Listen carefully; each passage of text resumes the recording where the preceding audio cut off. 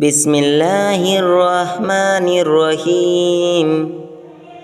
لم يكن الذين كفروا من أهل الكتاب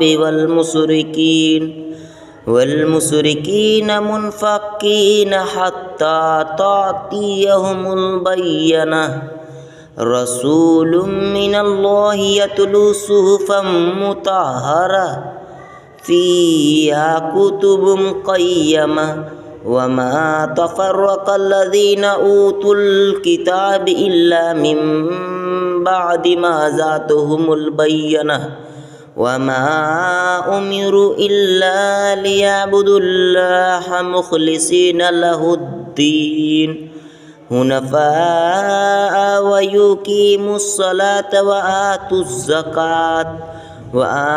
وآتوا الزكاة ذلك دين القيم.